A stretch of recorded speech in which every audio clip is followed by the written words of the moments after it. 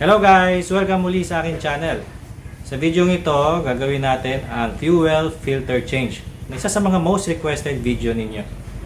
Kaya bago tayo magsimula, pakisuyo na mag-subscribe kayo.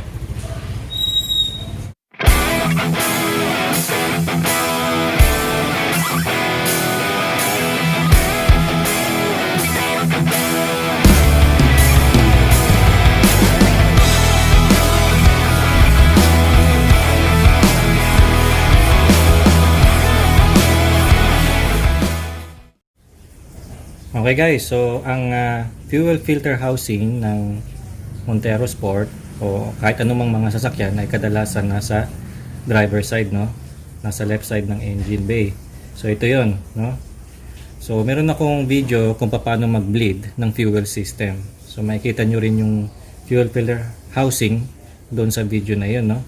Maglalagay ako ng link dito sa aking cards para mapanoodin nyo kung paano naman mag-bleed ng fuel system, no, para matanggal yung hangin o water sa inyong fuel system. Basically may kinalaman yon dito kasi yung fuel bago pumunta sa makina ay fini-filter ito na tinatawag na fuel filter na nandito ngayon sa fuel filter housing na ito, no. Yan. So ang gagawin natin guys ay demo lang, no. Ipapakita ko lang sa inyo kung paano magpalit ng fuel filter kasi wala akong biniling bagong fuel filter kasi yung fuel filter ko ay bago pa, no. Kapapalit ko lang ng fuel filter. So papakita ko sa inyo yung fuel filter mamaya na malamang na maputi pa. Pero yung sa inyo kung since nabili niyo yung Montero Sport ninyo o yung sasakyan ninyo hindi pa napalitan ng fuel filter, malamang na maitim na yan, no. Palitan niyo na. So pag umabot ng mga 2,000 2 years ang inyong sasakyan, pwede nyo napalitan ang inyong fuel filter, no, para malinis na fuel lagi ang naihigop ng inyong makina. So again, no, for demonstration purposes kasi marami nagre-request sa inyo kung paano palitan ang fuel filter ng Montero Sport. So ito ay hindi lang pang Montero Sport, no, pwede rin ito sa Toyota Fortuner, Innova, Isuzu MU-X at marami pang iba. Basta parehas tayo ng fuel filter. Karamihan kasi ng sasakyan, ganito ang ginagamit, no? Pero yung ibang mga sasakyan, iba yung fuel filter nila, iba yung itsura. Okay? So ang unang gagawin natin, tatanggalin natin itong negative terminal ng battery o pwede natin tanggalin itong connector na ito.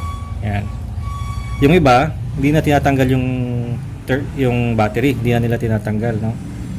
Ang tinatanggal lang nila yung sensor. Okay lang din naman yun, ano? Pero ipapakita ko sa inyo yung mas safe na way, no, which is tanggalin muna yung negative terminal ng battery. Okay? Tanggalin natin yan, tatanggalin natin tong cover, tong parang pinaka protection niya, no? Tapos tatanggalin natin itong sensor and then bubuksan na natin yung housing. So papakita ko na sa iyo, ano, sa inyo kung paano. So una, ang mga kailangan lang natin, mga basahan, kasi sigurado magkakalat tayo ng diesel dito, kaya mga basahan, 10mm na wrench, no, para pangtanggal lang dito sa battery, at ratchet, no, tsaka socket. Yan, nakasya dito sa bolt natin. Yan. Okay? So tanggalin natin yung battery.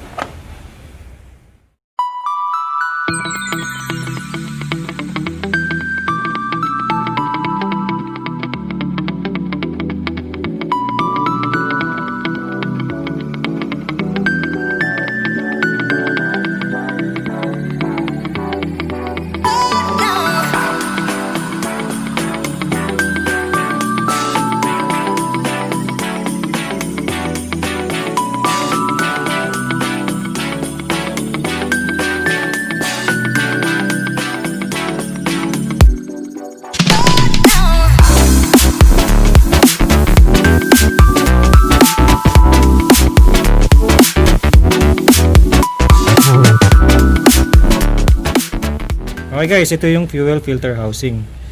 So tanggalin lang natin tong connection na ito, no. So pinch nyo lang ito, tong connector na ito. Huwag nyo hatakin dun sa wire, ha.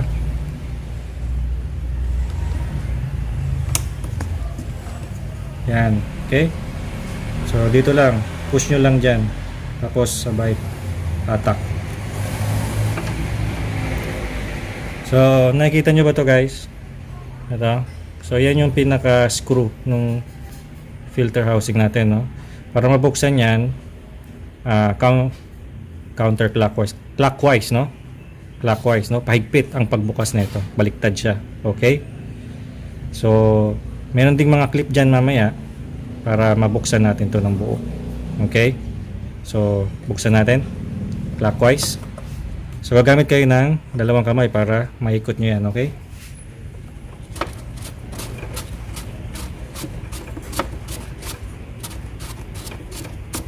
Yan. Yan. So, tanggal na siya.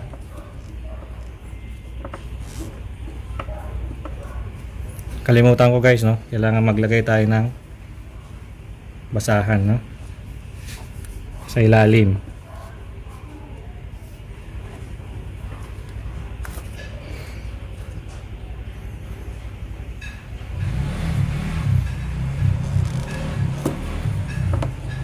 So, kita nyo, andito yung clip. Tsaka nasa kabila. Yan. Yan. So guys, ito yung ating fuel filter, no? Baba natin. Madumi na rin pala eh.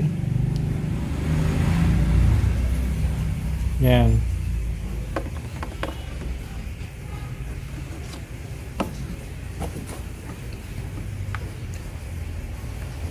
Yan. So ito ang fuel filter ng Montero Sport. So kita nyo, wala pang ano yan. Halos 1 year pa lang yan. Pero grabe oh. Nadumi na, di ba? Yan ang fuel filter ng Montero Sport. So pag bumili kayo ng bagong fuel filter, meron siyang kasamang ganito, goma, no? Yung tinatawag na O-ring niya. Tapos meron pa siyang isang kasamang goma na nakakabit naman dito. Wait lang.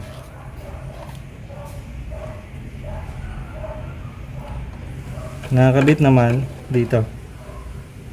Yan. So may goma siya dito guys, no? Kita nyo ba?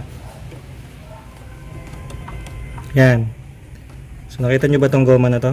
Yan. Pag bumili kayo ng bagong fuel filter housing, so may kasama na rin siyang ganitong goma. So ilalagay nyo lang siya dito. Okay? Papalitan nyo yung lumang rubber niya, no? Yung lumang O-ring niya.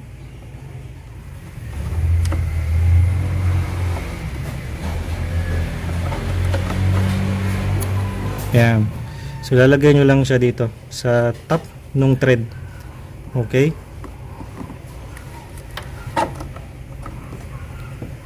Yan, ganun lang. Tapos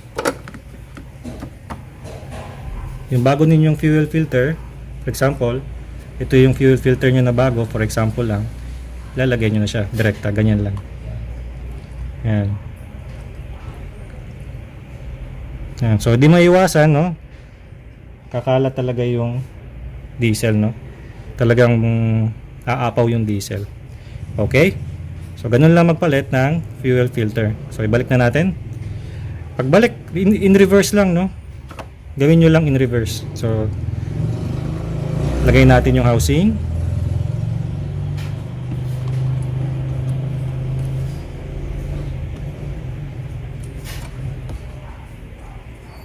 Tapos ilagay natin to, yung enclosure nya. Counterclockwise naman ngayon, no?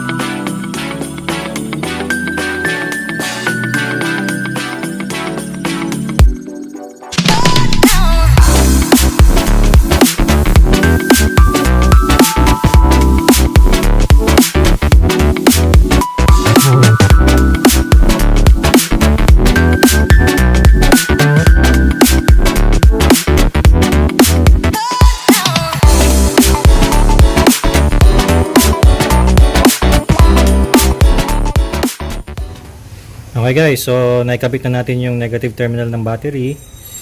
Naibalik na rin natin tong fuel filter housing. Ganon din tong protection niya, pati yung connection ng electricals niya, yung sensor niya, no? Kaya tulad nung ginawa natin sa fuel system bleeding, i-bleed ulit natin siya, no? Kasi binuksan natin siya, pumasok yung hangin. So pag bleed niyan, so i-pump nyo lang ito, no? Itong pump niya hanggang sa tumigas, no? Pump lang ng i-pump hanggang sa tumigas. Okay?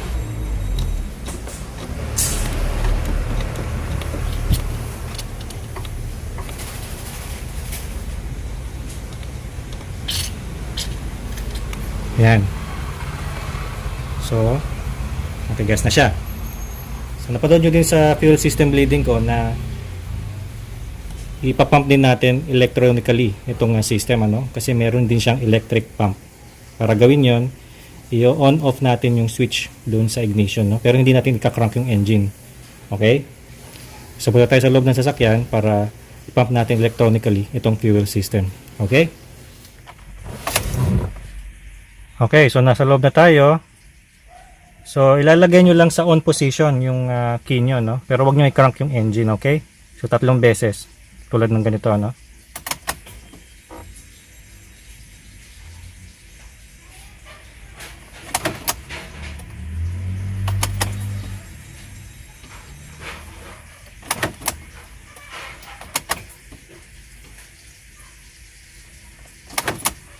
Yan, so pangapat, i-start na natin.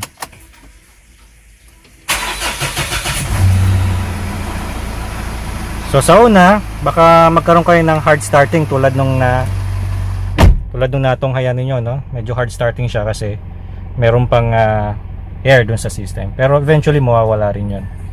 Okay? So guys, ganun lang magpalit ng fuel filter ng Montero Sport. Alright? Okay guys, ganun lang magpalit ng fuel filter ng Montero Sport.